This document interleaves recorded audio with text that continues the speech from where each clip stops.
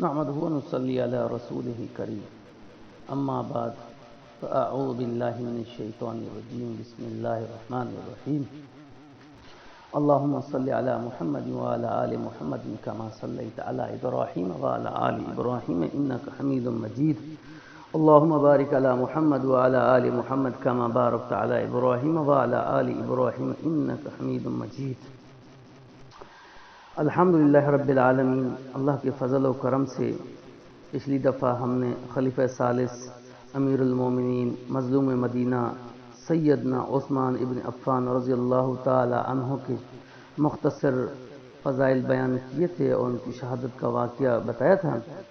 اس دفعہ حضرت سیدنا امیر المومنین خلیفۃ المسلمین عمر ابن خطاب رضی اللہ تعالی عنہ کی سیرت کے متعلق مختصر بات کریں گے۔ آپ سب کو معلوم ہونا چاہیے یہ خلیفہ دوم ہیں، مسلمانوں کے امیر المومنین ہیں، اور یہ وہ شخصیت ہیں جن کے لیے حضور علیہ السلام شافی معشر سید الکونین حضرت محمد عربی صلی اللہ علیہ وسلم نے خود دعا مانگی اور اللہ سے ان کو مانگا۔ یہ اعزاز 1,24,000 کم و بیش صحابہ میں سے کسی کو بھی حاصل نہیں ہے۔ یہ صرف اعزاز حاصل ہے تو عمر ابن خطاب کو حاصل ہے، اور ان کے لیے اللہ کے حبیب نے خود اللہ سے مانگا۔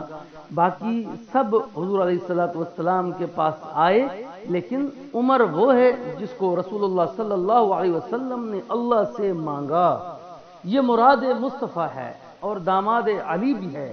ایک بات بتا دوں، انشاءاللہ آگے بتاتا جاؤں گا، اور بڑی فضیلتیں حضرت عمر رضی اللہ تعالیٰ عنہ کی حضور علیہ السلام نے آپ علیہ السلام نے بشارتیں دی ہیں کئی مرتبہ آپ کو جنتی ہونے کی، اور حضور علیہ السلام کے سسر بھی ہیں سیدہ حفصہ ام المومنین جو مومنوں کی ماں ہیں، اور سیدہ حفصہ رضی اللہ تعالیٰ عنہ کے والد ماجد بھی ہیں۔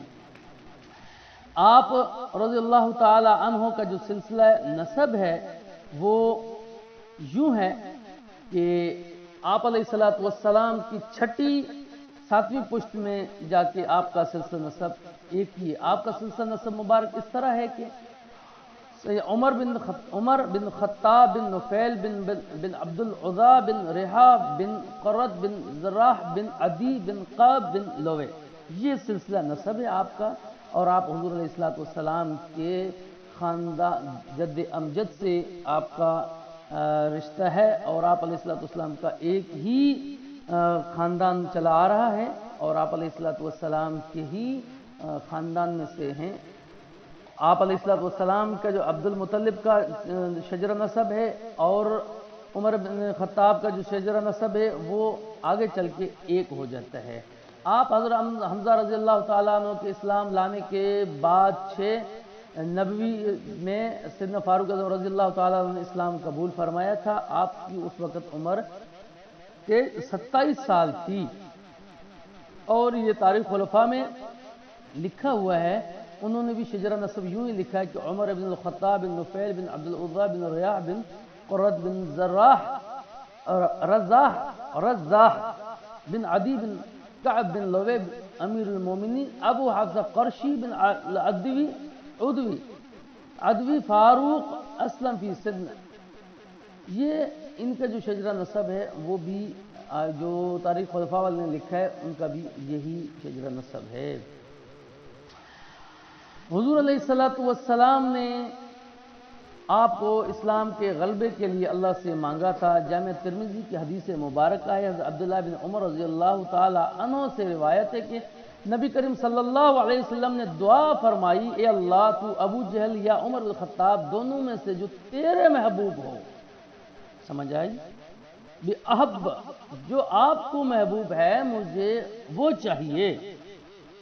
اللہ کو محبوب عمر تھے تو اللہ نے عمر دیے۔ حدیث نمبر 4045 ہے انٹرنیشنل نمبر کے مطابق۔ یہ حدیث جو میں نے بیان کی ہے یہ جامع ترمذی کی ہے۔ سنن ابن ماجہ میں سیدہ عائشہ صدیقہ طیبہ طاہرہ ہمیرہ سلام اللہ علیہ فرماتے ہیں کہ آپ علیہ السلام نے صرف اور صرف بطور خاص عمر بن خطاب کو اسلام کی کے لیے مانگا تھا؟ جی جناب، یہ حدیث سنن ابن ماجہ میں ہے، باب فضائل عمر میں۔ سنن ابن ماجہ میں حدیث مبارک آئی ہے جو عبداللہ بن عباس رضی اللہ تعالیٰ عنہ سے روایت ہے کہ آپ نے فرمایا جس وقت حضرت عمر رضی اللہ تعالیٰ عنہ بمشرف اسلام ہوئے، حضرت جبریل امین آئے، حاضر خدمت ہوئے اور عرض کیا اے پیکر حمد و ثنا صلی اللہ علیہ وسلم، یقیناً عمر کے اسلام قبول کرنے پر اہل آسمان نے خوشیاں منائیں۔ سنن ابن ماجہ کی۔ اب یہاں پہ ایک بار نوٹ فرمائیے، خوشیاں عمر کے آنے پر انہوں نے منائی، کنہوں نے؟ فرشتوں نے۔ اور عمر کے اسلام لانے کے بعد غم کس کے گھر میں ہوا؟ آج بھی آپ کو پتہ ہے روافض کے گھر میں عمر کے آنے کا غم ہے کہ عمر کیوں اسلام لے کے آیا، عمر نے کیوں ان لوگوں کے پرچے اڑا دیے، عمر نے بیت المقدس کو فتح کیا۔ ارے یہ کوئی معمولی کام نہیں ہے، یہ معمولی کام نہیں ہے بیت المقدس کو فتح کرنا۔ اتنے ٹائم تک جنگ لگی رہی لیکن عمر بن خطاب کے جانے سے اللہ پاک نے بیت المقدس دے دیا ان کو، شام فتح کر دیا، یہ بڑے بڑے علاقے فتح کر دیا۔ 22 لاکھ مربع، کم و پیش 22 لاکھ مربع میل کا عمر حکمران رہا۔ عمر کی شخصیت کے بارے میں آج وہ لوگ سوال کرتے ہیں جن کے والدین کا پتہ ہی نہیں ہے، جن کے تو وہ شب و روز غم شام غریبہ میں پتہ نہیں کس قسم میں جو گزرتی ہیں، انہوں نے عمر بن خطاب رضی اللہ تعالیٰ عنہ پہ انگلی اٹھائی ہوئی ہے۔ ان لوگوں کو تو اس چیز کا پتہ، اپنے باپ کو نہیں پتہ ہے، تو عمر کے آنے پر تو وہی غم منائیں گے نا۔ عمر تو وہ ہے جس کے آنے پر فرشتے خوشیاں منا رہے ہیں، عمر تو وہ ہے جس کو نبی کریم صلی اللہ علیہ وسلم نے مانگا ہے۔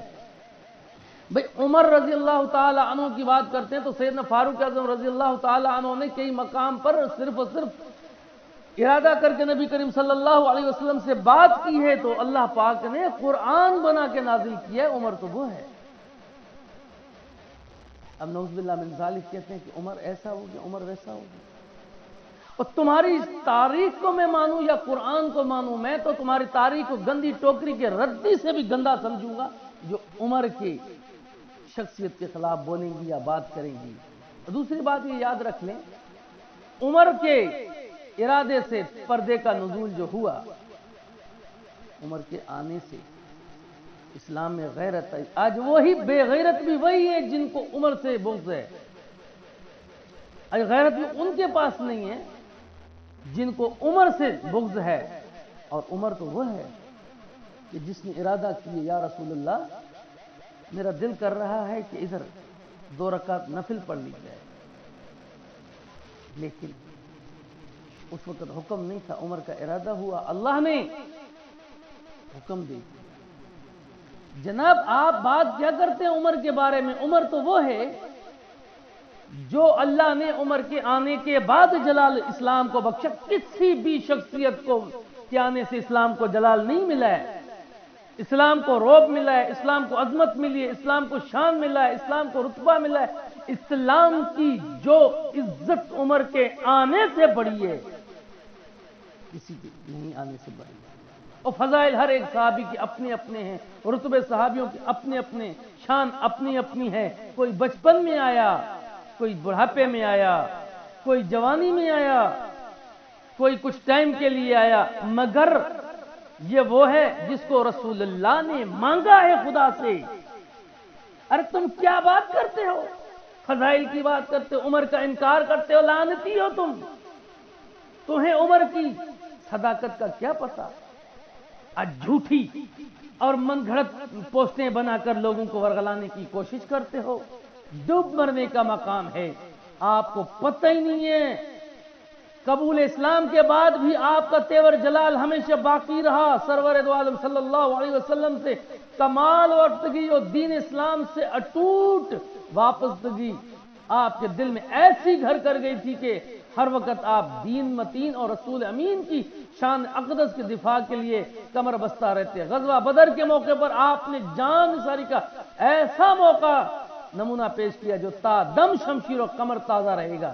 چنانچہ آپ کا ماموں عاص بن ہشام میدان بدر میں مقابلے کے لیے آیا، حضرت فاروق اعظم رضی اللہ تعالیٰ نے خود آگے بڑھ کر اس سے مقابلہ کیا اور اسے اور ایسی ضرب لگائی کہ وہ ایسے جہنم رسید ہو گیا کہ جہنم میں وہ یاد کرے گا عمر کو. ایک غلیظ منحوس بد فطرت سفیر نامی گندا انسان مرزا محمد علی مرزا کا جونیئر شاگرد گندے کے کچھ دن پہلے الفاظ سنے تھے میں نے. کہتا ہے عمر تلوار لے کے گھومتا تھا اسلام کے لیے. عمر نے کیا کیا کسی ایک بندے کو مارنے کی واقعہ بتا دیا. تیرا باپ تھا جس کو عمر نے شہید مارا تھا,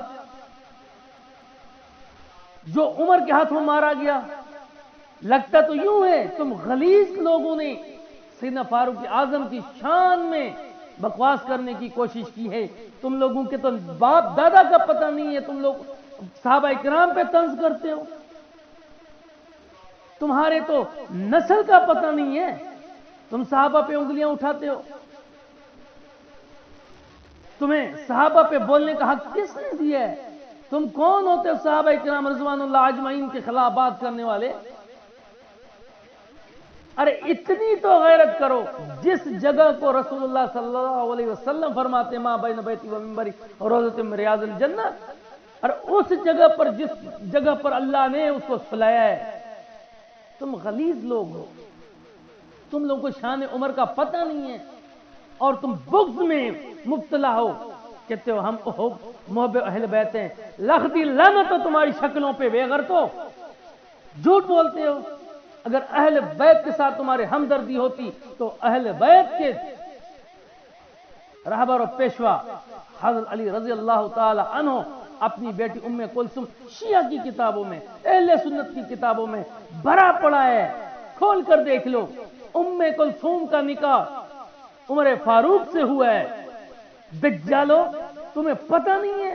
ارے عمر اتنا ہی وہ تھا, نعوذ باللہ من ذالک. تو اس کا مطلب یہ ہے کہ نعوذ باللہ من ذالک علی ایسا ویسا تھا جس نے اپنی بیٹی دے دی. آج تم کسی کو اپنی بیٹی نہیں دے سکتے ہو, شجرہ نسب نسل دیکھتے ہو, تو علی کو تم ایسا ویسا سمجھتے ہو؟ ڈوب مرنے کا مقام ہے. بے شرمو, تمہیں شرم آنی چاہیے. تم ایسی باتیں کرتے ہو عمر کے بارے میں. اور عمر کے تو بے شمار کمالات ہیں. آپ کے حیات طیبہ حقانیت و صداقت کے آئینہ دار, عدل انصاف کا معیار ہے. آپ کی صدق بینائی, حق پسندی, عدل انصاف کے اغیار متعارف ہیں. اور عدل انصاف کے قیام کے لیے آپ کے دور خلافت ایک بہترین نمونہ سمجھا جاتا ہے.